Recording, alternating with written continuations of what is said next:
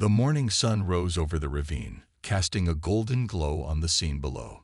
Jake stood at the edge of the clearing, watching as Frost, Titan, and the raptors moved cautiously but peacefully in each other's presence. It was a surreal sight. Ancient beasts brought back from extinction, now standing together, as if they had always belonged. The tension in the air had eased, replaced by an uneasy calm. Ryan and Laura arrived just as the sun broke through the trees.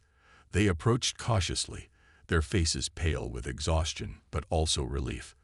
When they saw the creatures gathered without aggression, Laura let out a shaky breath. "They're not fighting," she whispered, her voice trembling. "They're coexisting." Jake nodded, his expression grim but resolute. "We underestimated them. All of us did.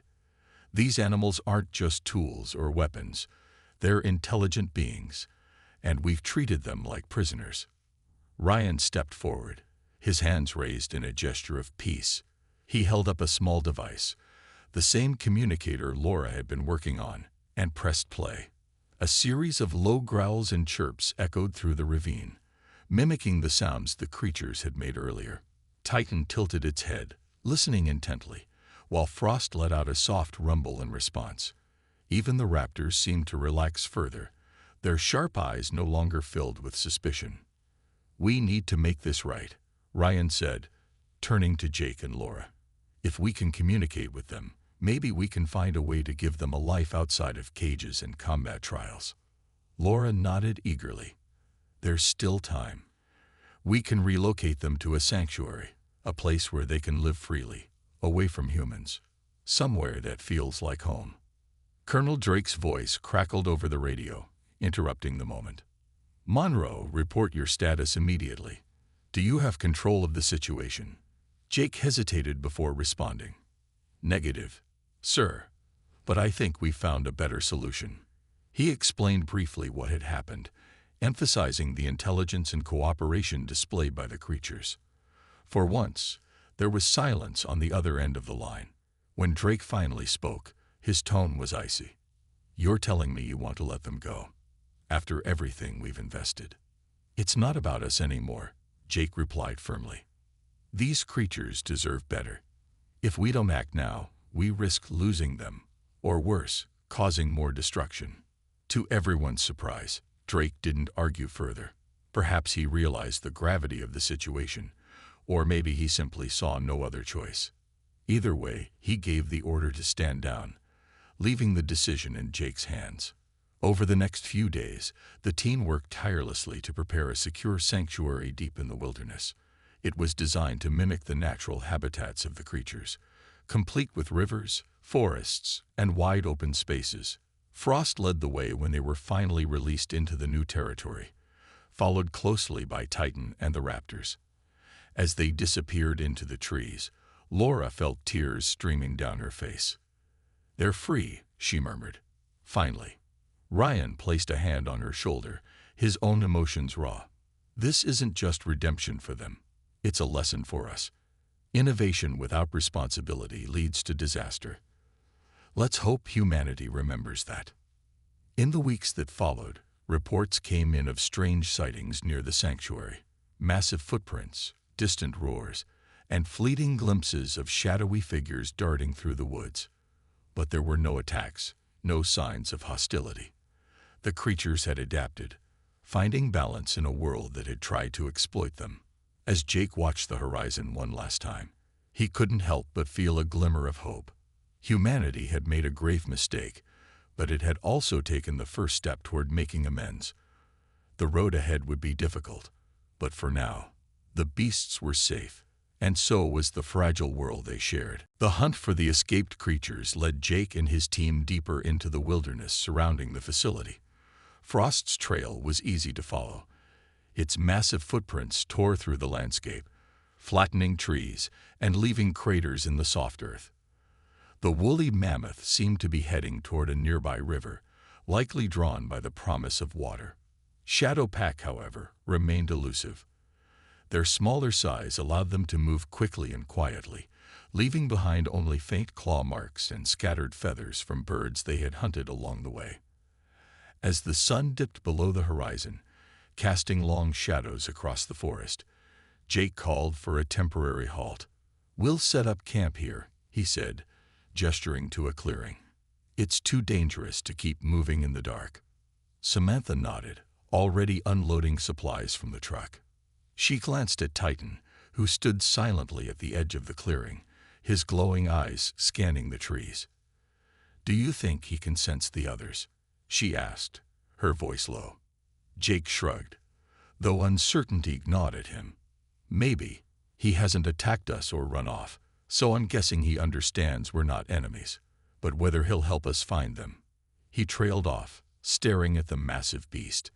Titan let out a low growl, almost as if responding to his words. Later that night, as the team huddled around a small fire, Jake replayed Ryan's earlier warning in his mind. These creatures weren't just animals. They were intelligent, possibly even self-aware. That thought weighed heavily on him. If humanity had truly created beings capable of thought and emotion, then forcing them into combat wasn't just unethical, it was cruel. His thoughts were interrupted by a sudden rustling in the bushes. Everyone froze, their hands instinctively reaching for weapons. A pair of gleaming eyes appeared in the darkness, followed by the sleek form of one of the velociraptors. It stepped cautiously into the light, its head tilted curiously as it studied the group. "Don't make any sudden moves," Jake whispered, lowering his rifle. The raptor didn't attack. Instead, it chirped softly, then turned and darted back into the trees. "What was that about?" Samantha asked, her voice trembling. "I think it wants us to follow," Jake replied, standing slowly. "Grab your gear. We need to see where it leads us." The raptor guided them through dense underbrush and rocky terrain until they reached a wide ravine. At the bottom, Frost stood drinking from a stream, its massive body illuminated by moonlight. Nearby, the other two raptors paced restlessly, their movements synchronized as if guarding something. Titan growled deeply, his muscles tensing as he locked eyes with Frost. For a moment, it seemed like violence was inevitable. But then something unexpected happened. Frost lifted its head and let out a low rumble, almost like a greeting. The raptors stopped pacing and turned their attention to Titan, chirping softly in response. Jake watched in disbelief as the creatures began interacting, not aggressively, but cautiously, almost as if communicating. "They recognize each other," he murmured. "They're not just animals. They're connected." Samantha gripped his arm tightly. "What do we do now?" Jake hesitated, his mind racing. Then he remembered Laura's recording device, a tool designed to mimic animal vocalizations. Pulling it from his pack, he activated it and played back a sound similar to Titan's growl. The effect was immediate. All four creatures turned their heads toward him, their expressions unreadable. Taking a deep breath, Jake stepped forward. "We don't want to fight you," he said firmly, though he doubted they understood his words. "We brought you back, but maybe we shouldn't have. Can you understand me?" To his astonishment, Frost lowered its head slightly, almost as if nodding. The raptors relaxed their stances, and Titan sat down, watching him intently. In that moment, Jake realized these creatures weren't monsters. They were victims of humanity's arrogance. And perhaps, just perhaps, there was still a chance to make things right. Jake Monroe stood at the edge of the desert battlefield, his boots sinking slightly into the soft sand. The sun was rising, painting the sky in hues of orange and pink, but the beauty of the moment was lost on him. His mind was heavy with worry as he stared at Titan, who lay curled up near the remains of the robotic targets. The massive saber-toothed tiger seemed calm now, but Jake knew better than to trust appearances. Behind him, Samantha Brooks tended to the injured soldier, her hand steady despite the tension in the air. "He'll be okay," she said finally, glancing up at Jake. "But we need to get him back to base soon." Jake nodded absently, his eyes still fixed on Titan. Something about the creature unsettled him. It wasn't just its size or power. It was the way it watched everything around it, as if calculating every move. Jake had seen animals before, both wild and trained, but nothing like this. Titan felt different. His thoughts were interrupted by the sound of his radio crackling to life. "Captain Monroe, come in," a frantic voice called. It was Ryan Carter. "This is Monroe," Jake replied, grabbing the device. "What's going on?" "It's bad, Jake," Ryan said, his voice strained. "The facility's containment has failed. Frost and Shadowpack are loose. We don't know where they are or what they're doing. You need to help us track them down." Jake's stomach dropped. "Are you saying these things are out in the open? How many casualties?" "We don't know yet," Ryan admitted.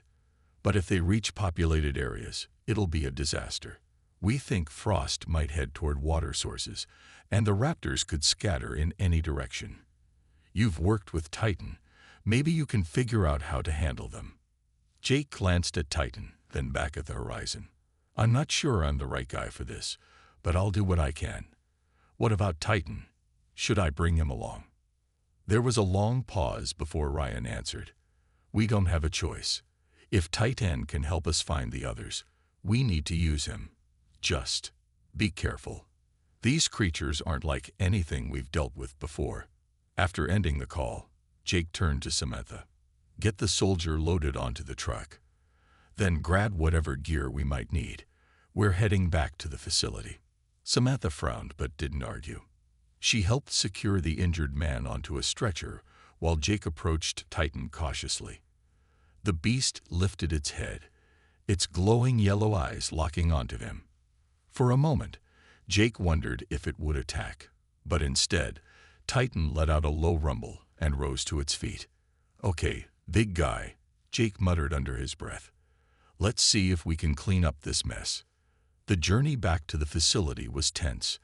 As they drove through the desert, Jake kept an eye on Titan, who followed behind the truck with surprising speed and agility.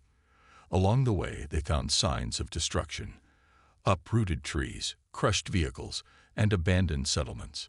It was clear that Frost had passed through recently, leaving devastation in its wake. When they reached the outskirts of the facility, Jake spotted one of the velociraptors perched atop a pile of rubble. Its sharp eyes glinted in the sunlight as it watched their approach. Jake raised his rifle cautiously, but the raptor didn't attack. Instead, it let out a high-pitched chirp and darted away, disappearing into the shadows. "They're smarter than we thought," Samantha said quietly, shaking her head. "They're working together." Jake clenched his jaw, realizing she was right.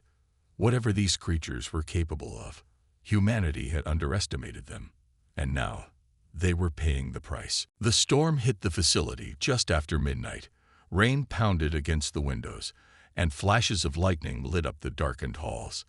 Inside, chaos reigned as alarms blared and red lights pulsed throughout the building.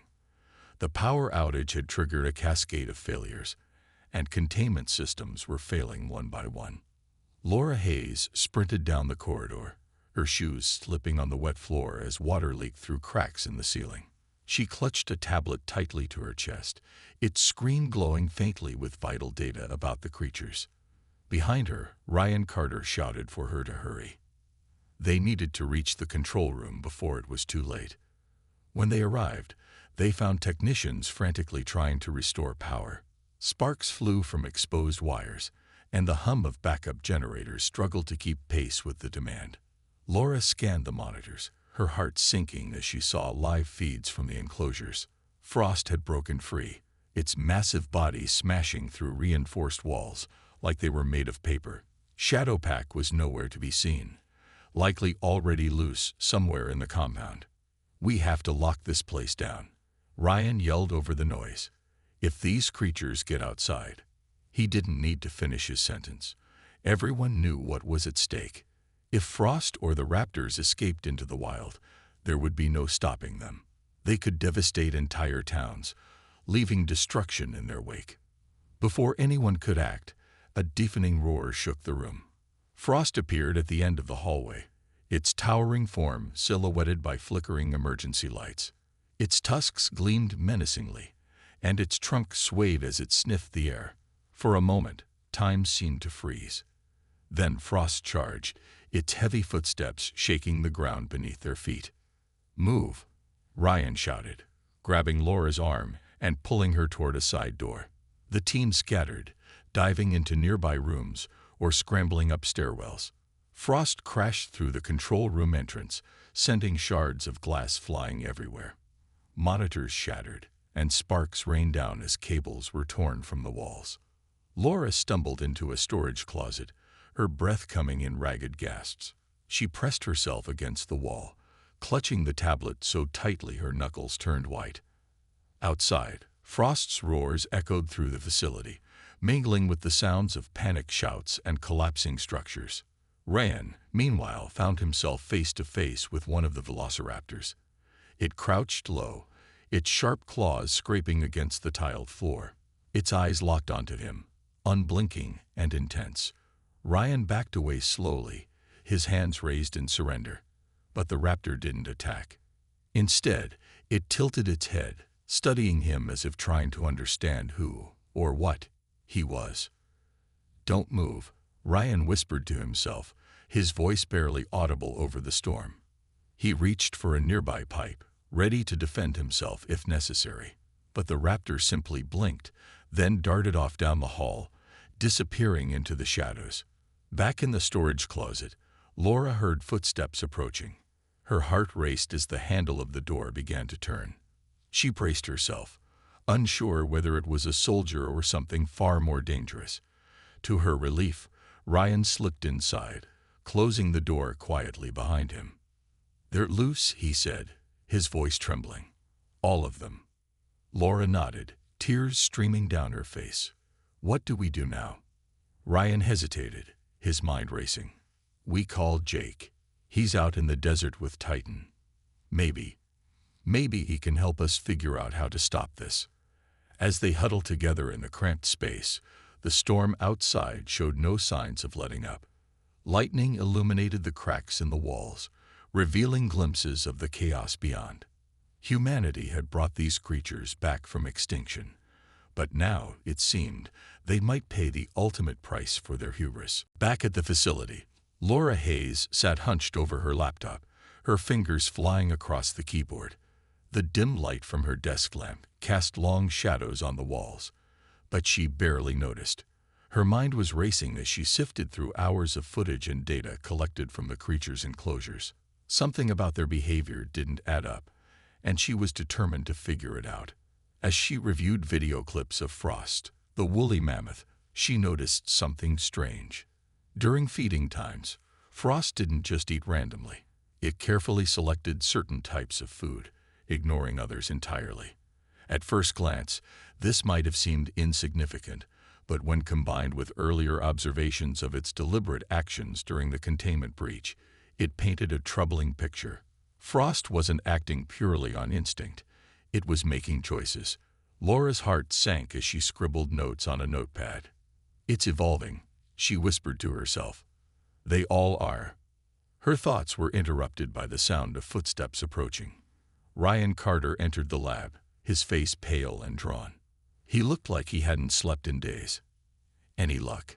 he asked, pulling up a chair beside her. "I think so," Laura replied, turning the screen toward him. "Look at this. Frost is showing signs of problem solving. And remember how Titan tilted its head during the trial? That wasn't confusion, it was curiosity. These animals aren't just beasts.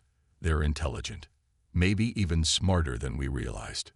Ryan frowned, rubbing his temples. "If you're right, this changes everything. We've been treating them like tools, but what if they're more than that? What if they're aware of what we're doing to them?" Before Laura could respond, an alert flashed on her computer. A new batch of data had just been uploaded from the trackers embedded in Shadowpack. She opened the file and froze.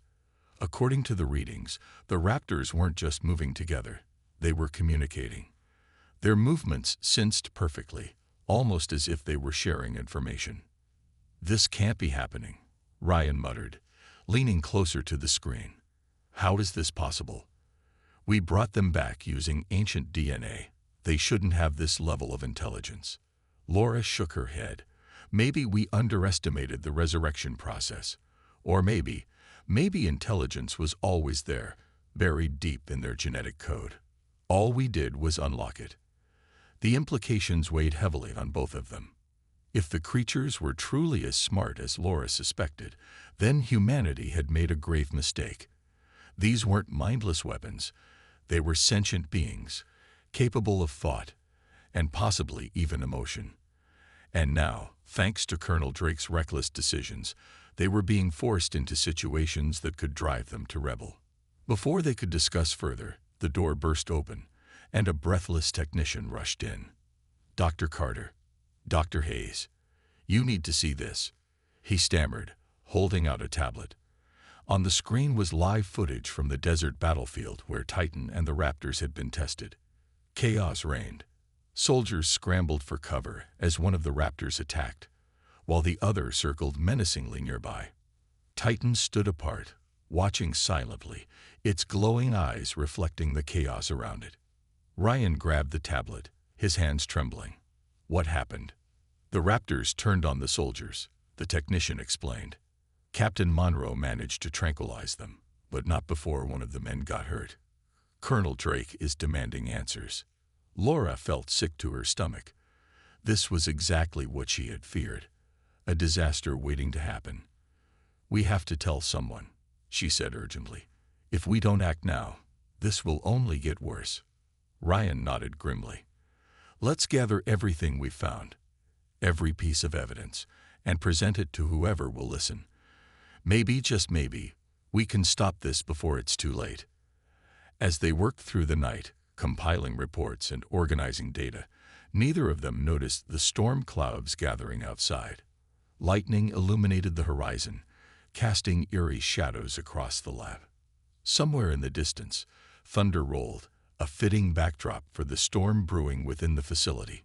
Humanity had awakened forces it barely understood, and soon, those forces might demand answers of their own. The desert stretched endlessly under the scorching sun, its golden dunes rippling like waves frozen in time. A convoy of military trucks rumbled across the barren landscape, kicking up clouds of dust that lingered in the dry air. Inside one of the vehicles, Captain Jake Monroe sat gripping the steering wheel, his jaw tight with tension. Beside him, Medic Samantha Brooks adjusted her sunglasses and glanced at the cages strapped to the back of the truck. One held Titan, the massive saber-toothed tiger, while two smaller crates contained members of Shadow Pack, the velociraptors. "This feels wrong," Samantha said finally, breaking the silence. "Those animals don't belong here."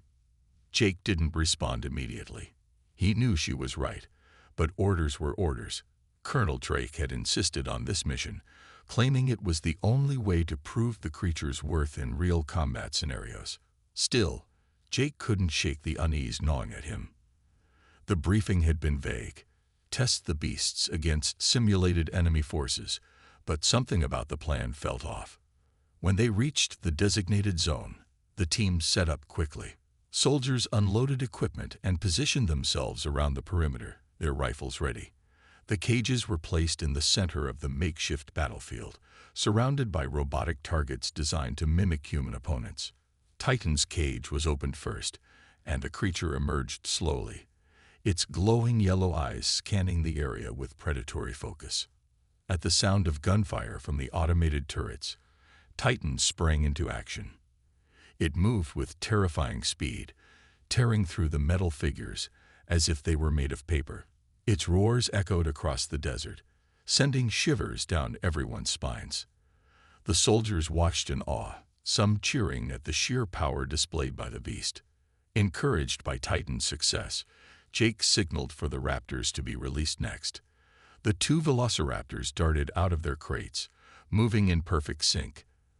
They circled the remaining targets, striking with precision and efficiency. Within minutes, the battlefield was littered with twisted metal and debris. But then things went wrong. One of the raptors suddenly broke formation, leaping toward a nearby soldier who had stepped too close.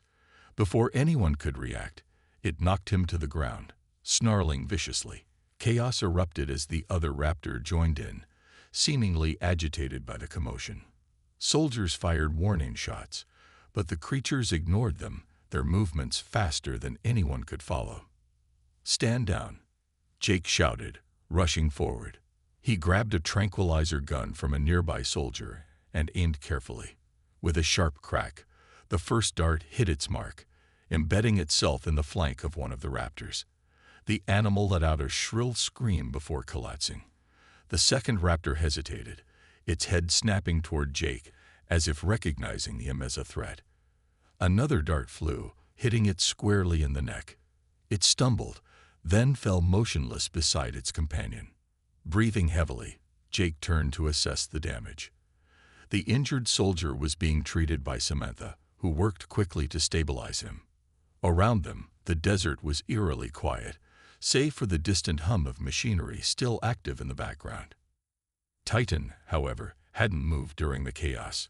It stood calmly near the edge of the battlefield, watching everything unfold with those piercing yellow eyes.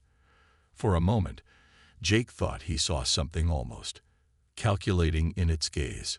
Shaking off the thought, he radioed headquarters to report the situation. "We've got a problem," he said grimly. "These animals are too unpredictable. If we can't control them, they'll end up killing us, or worse." As the sun dipped below the horizon, casting long shadows over the ruined battlefield, Jake couldn't help but wonder if humanity had made a terrible mistake. Bringing these creatures back might have been impressive, but controlling them, that was another story entirely. Colonel Matthew Drake's patience was wearing thin.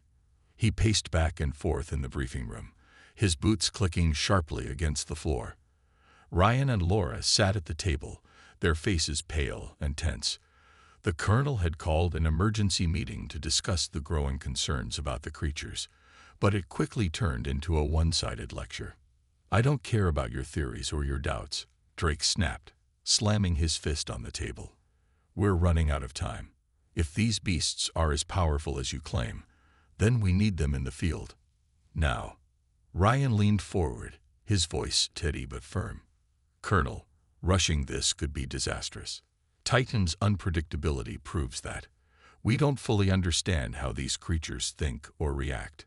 Sending them into combat without proper preparation is reckless."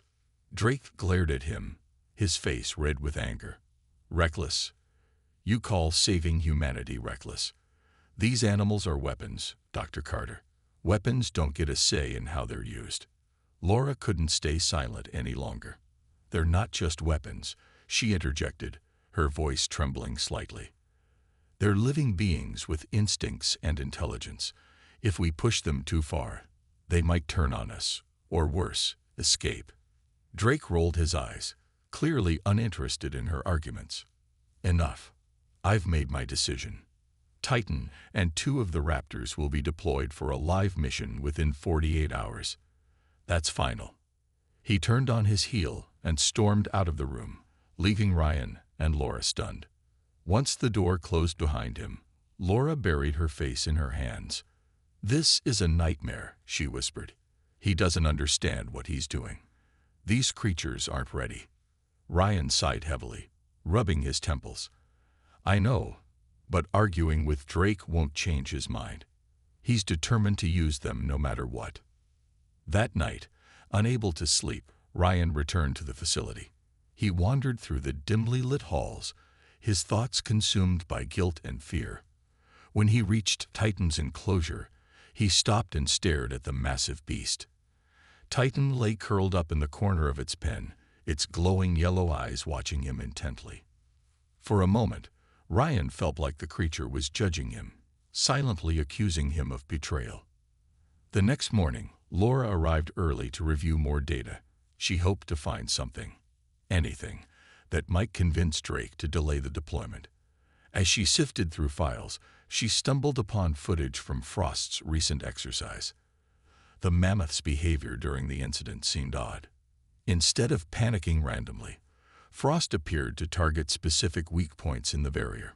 It wasn't just clumsiness, it was deliberate. Her heart sank as realization dawned on her. Frost wasn't just testing its strength, it was looking for a way out. Before she could share her findings with Ryan, Alarms blared throughout the facility. Red lights flashed, and frantic voices echoed over the intercom. Laura grabbed her tablet and ran toward the source of the commotion. When she reached the control room, she found chaos. Screens displayed multiple breaches across different sections of the compound. Shadowpack had escaped their enclosure, and Frost was hammering relentlessly against its damaged barrier. Ryan burst into the room moments later, his face pale. "What happened?" he demanded. "It's a containment failure," Laura replied, her voice shaking. "The raptors are loose, and Frost is trying to break free. If we don't act fast, they'll reach the main gates." As the team scrambled to contain the situation, Colonel Drake appeared, barking orders. His usual confidence was replaced by barely concealed panic. "Seal off all exits," he shouted, "and prepare tranquilizer darts. We can't let them leave the facility." But even as soldiers rushed to follow his commands, Laura knew it might already be too late. The creatures were intelligent, resourceful, and dangerously unpredictable. Humanity had brought them back from extinction, but now, it seemed, they might be beyond anyone's control. The success of Titan's first trial was bittersweet. While the military celebrated the creature's raw power, Ryan and Laura couldn't ignore the warning signs. Titan had acted unpredictably, destroying far more than just the targets. The arena was left in ruins, with chunks of concrete scattered everywhere and deep claw marks gouged into the walls. Even worse, one of the handlers had narrowly escaped being trampled when Titan turned its attention toward him. Laura spent hours reviewing footage from the trial, her brow furrowed in concentration.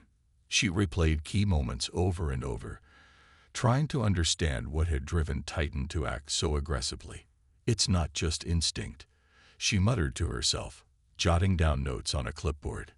"It's almost like it knows we're testing it." Ryan joined her later that evening, carrying 2 cups of coffee. He handed one to Laura before pulling up a chair. "Any breakthroughs?" She shook her head, frustration evident in her voice.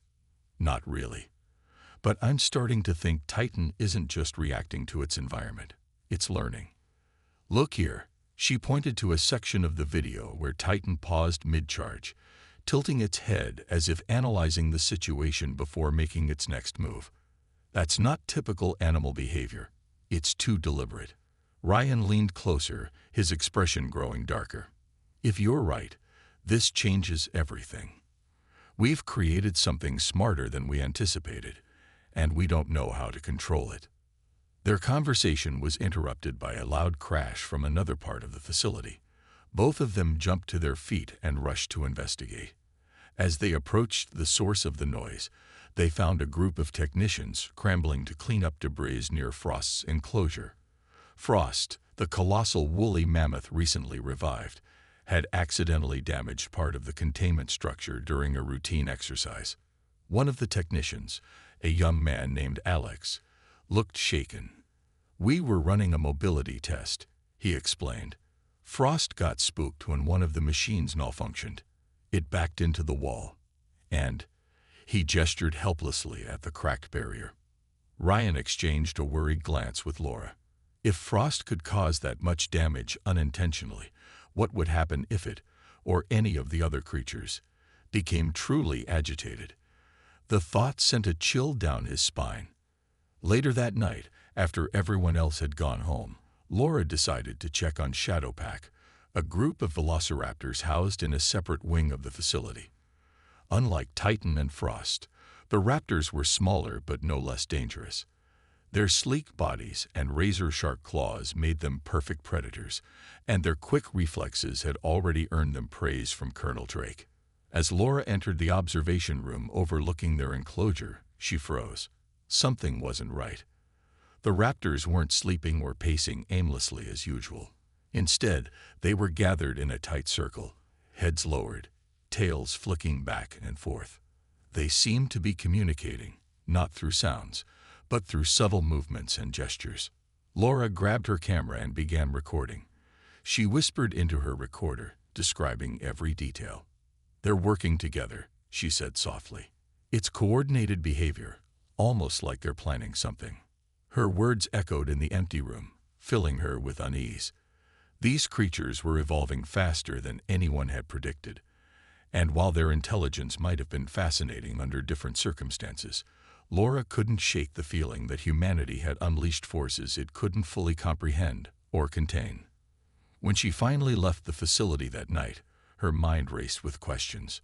What would happen if the creatures realized they were being used? Could they turn against their creators?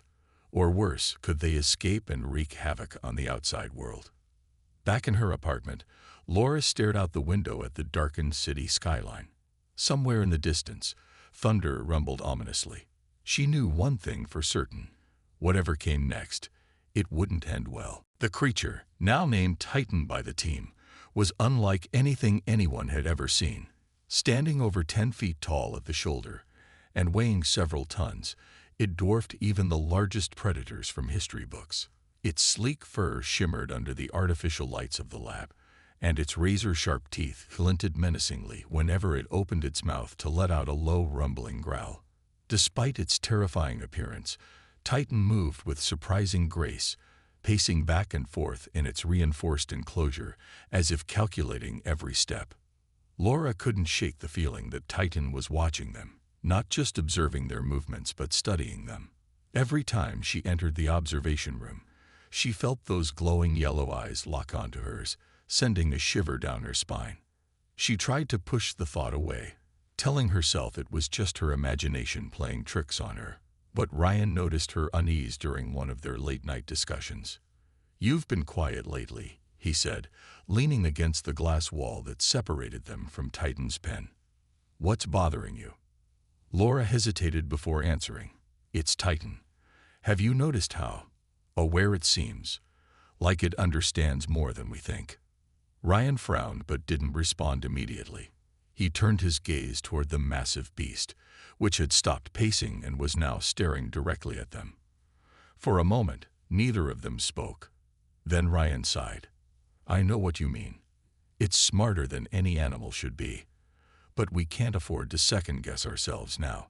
The military is already breathing down our necks." As if on cue, the door to the observation room swung open, and Colonel Matthew Drake strode in. His boots clicked sharply against the tiled floor, and his stern expression made it clear he wasn't there for idle conversation. "Dr. Carter," he barked, barely acknowledging Laura. "When can we test this thing in action?" Ryan straightened up, his jaw tightening. "Colonel, we're still gathering data. Rushing into combat trials could jeopardize everything we've worked for." Drake scoffed, crossing his arms. "We don't have time for caution. Humanity is losing ground every day. If this creature can help us win, then we need to use it. Now." Laura stepped forward, her voice steady despite the knot forming in her stomach. "Sir, Titan isn't just a weapon. It's a living being. We don't fully understand its behavior yet. Pushing it too hard or too fast could lead to disaster." Drake shot her a dismissive glance. "Disaster? Miss Hayes, the real disaster is happening outside these walls. Cities are burning, people are dying, and your living being might be the only thing that can save us." He turned back to Ryan, his tone leaving no room for argument. "Prepare Titan for a live trial within the week. That's an order." Ryan clenched his fists but nodded reluctantly. Once Drake left the room, he sank into a nearby chair, rubbing his temples. "This isn't right," he muttered. "He's treating Titan like a machine, not a creature." Laura placed a hand on his shoulder. "We have to find a way to protect it. And ourselves. If Titan gets hurt, or worse, it'll be on us." Over the next few days, preparations for the trial intensified. Titan was fitted with a heavy harness designed to control its movements, though the process clearly agitated the beast. Each time handlers approached, it let out a deep, guttural roar that echoed through the facility. Laura watched from afar, her heart sinking with each passing moment. She began documenting every detail of Titan's behavior, hoping to uncover clues about its intelligence and emotions. Finally, the day of the trial arrived. A group of soldiers led Titan into a large arena rigged with targets and obstacles. From the safety of the control booth, Ryan and Laura watched anxiously as Colonel Drake gave the signal to begin. At first, Titan stood motionless, seemingly uninterested in the simulated battlefield. But when the first target, a robotic drone, buzzed overhead, something inside the creature snapped. With a deafening roar, Titan lunged forward, moving faster than anyone expected. In seconds, it tore the drone apart with a single swipe of its massive paw. The soldiers cheered, impressed by the display of raw power. But Laura noticed something strange. Instead of stopping after destroying the target, Titan kept going, smashing through barriers and crushing anything in its path. It wasn't following commands, it was acting on instinct. Ryan turned pale. This isn't training. It's chaos. Laura gripped the edge of the console, her worst fears coming true. Titan wasn't just a tool, it was a force of nature. And they had unleashed it without fully understanding the consequences. The world was falling apart. Wars had torn nations to shreds, and the environment was on the verge of collapse. Humanity had pushed itself to the edge of extinction, and desperate times called for desperate measures. In a hidden facility deep in the mountains of Colorado, a team of scientists worked tirelessly on a project that could change everything or doom them all.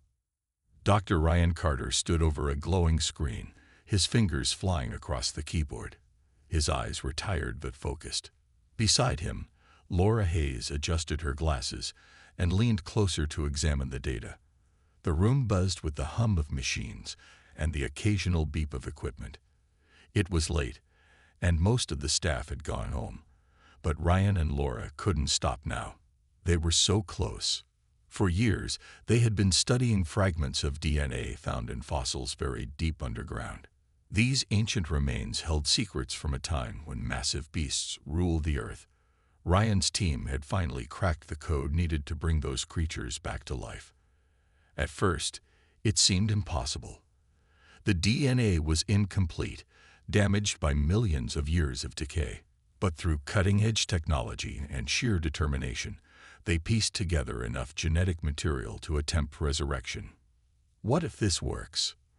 Laura asked softly, breaking the silence. Her voice carried both excitement and unease. She glanced at Ryan, who paused mid-tap to look at her. It has to work, he replied, though his tone betrayed a hint of doubt. We're out of options. Laura nodded but didn't respond. She knew what was at stake. If this succeeded, humanity might gain powerful allies, creatures strong enough to fight their battles and protect what little remained of their crumbling world. But if it failed, well, failure wasn't something they could afford. As the final sequence loaded onto the screen, the lab lights dimmed slightly, signaling the activation of the cloning chamber. A sleek, cylindrical tank filled with green liquid stood at the center of the room. Wires and tubes snaked around its base, connecting it to banks of computers and monitors. Inside the tank, suspended in the fluid, was the faint outline of something large and feline. "Here we go," Ryan said, pressing the final button. The machine whirred to life, and the liquid began to bubble furiously. Sparks of electricity danced along the surface as the DNA strands fused together, forming new cells. Within minutes, the shape inside the tank grew more defined. Claws extended, muscles rippled, and fur sprouted across its body.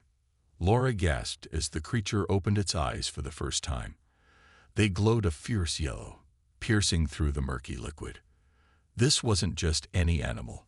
It was a saber-toothed tiger, larger and more imposing than anything either of them had imagined. Its teeth gleamed like daggers, and its growl vibrated through the walls of the tank. Ryan stepped back, awestruck. It's alive. But Laura felt a chill run down her spine. Something about the way the beast stared at them made her uneasy. It wasn't just an animal brought back from extinction. It was intelligent. Too intelligent. As the creature tilted its head, studying them with those sharp, calculating eyes, Laura whispered, "What have we done?" Before Ryan could answer, alarms blared throughout the facility. Someone, or something, had breached security.